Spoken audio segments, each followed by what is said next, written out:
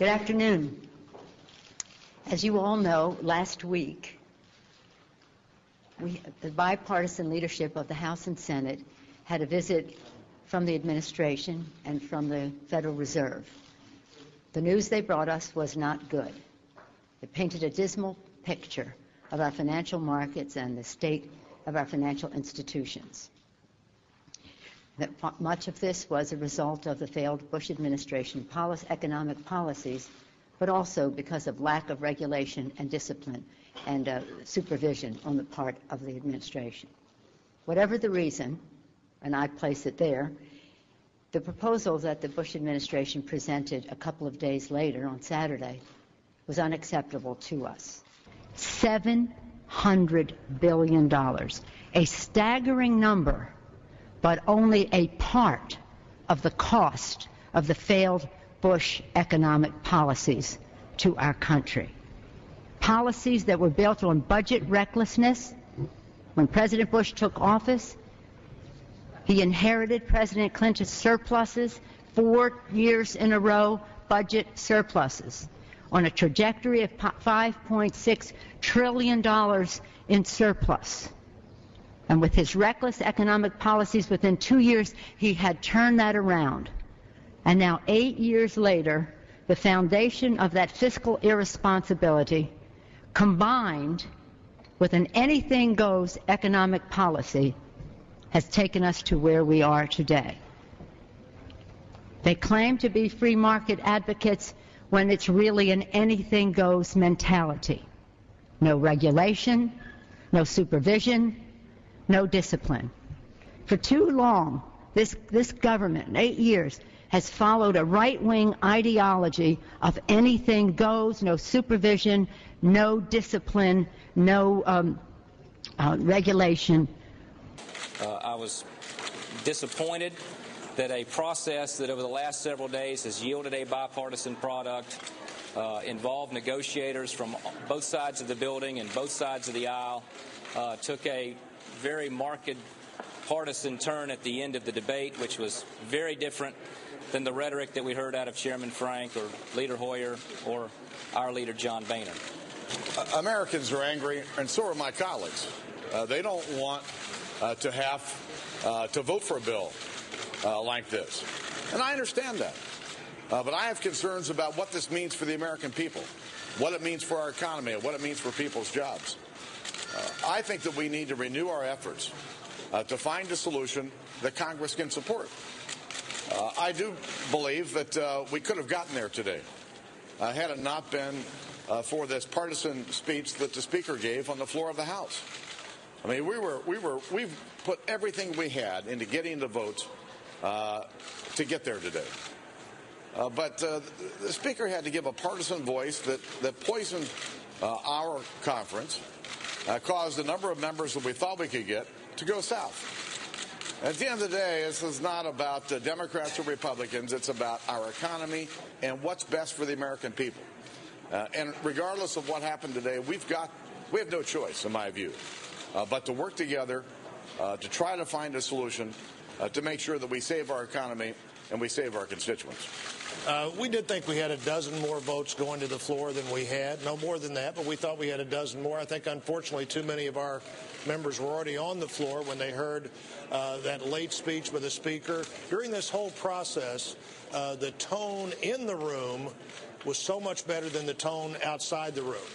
But every time you turn on television or read an article about the press reports of what the other side was saying, it was all about how Republicans either were unpatriotic or were there too late or whatever. Well, we're going to reach back out to them. We're certainly going to reach back out to our members. We're going to try to do our best to find a solution here that works for the American people.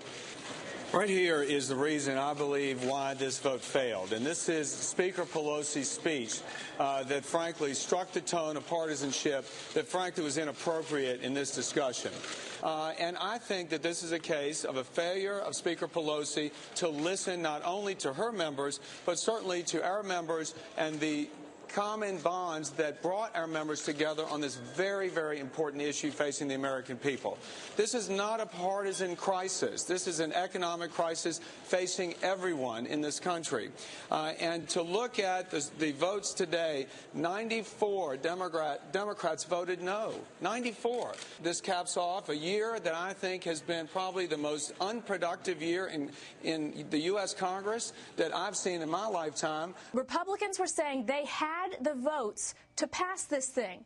But then Nancy Pelosi took to the floor and blamed a lot of this on the Bush economic policies and said there was no supervision, no oversight by the Bush administration, no discipline, the anything goes mentality. She went after the Bush administration, and according to Republican leaders who were in favor of this plan, that flipped 12 members of the Republican caucus who were going to vote for it, made them vote against it. Now, that could be... Today, when the legislation came to the floor, the Democratic side more than lived up to its side of the bargain. You impressed our members, and the President impressed the members about the gravity of the situation, that action was necessary to stabilize the markets and to protect the taxpayer. Clearly, that message has not been received yet by the Republican caucus. Our country is challenged by a very severe economic downturn. The effort that was made today was supported by 60% of the Democrats, notwithstanding there are some reservations. Many had great reservations about the bill. We did so because the President, Secretary Paulson, the administration, and many others on both sides of the aisle, conservatives and liberal economists, said that the failure to act would not be an acceptable alternative. After all of that, we came to the floor today with a piece of legislation that the members of our caucus decided was in the best interest of the country. And 60% of them put aside all of their individual feelings, emotions, experiences, and voted for this bill. We've been working very hard for a week and a half trying to negotiate a bill that could pass the House. I am appalled. Frankly, that's an accusation against my Republican colleagues I would never have thought of making. Here's the story. There's a terrible crisis affecting the American economy. We have come together on a bill to alleviate the crisis. And because somebody hurt their feelings, they decide to punish the country. I mean, I would not have imputed that degree of pettiness and hypersensitivity. I mean, we also have, as the leader will tell you, who's been working with them, we don't believe they have the votes, and I think they are covering up the embarrassment of not having the votes. But think about this. Somebody hurt my feelings, so I will punish the country. I mean, that's hardly plausible. And there were 12 Republican members who were ready to stand up for the economic interests of America, but not of anybody insulting them. I'll make an offer. Give me those 12 people's names, and I will go talk uncharacteristically nicely to them. And tell them what wonderful people they are, and maybe they'll now think about the country.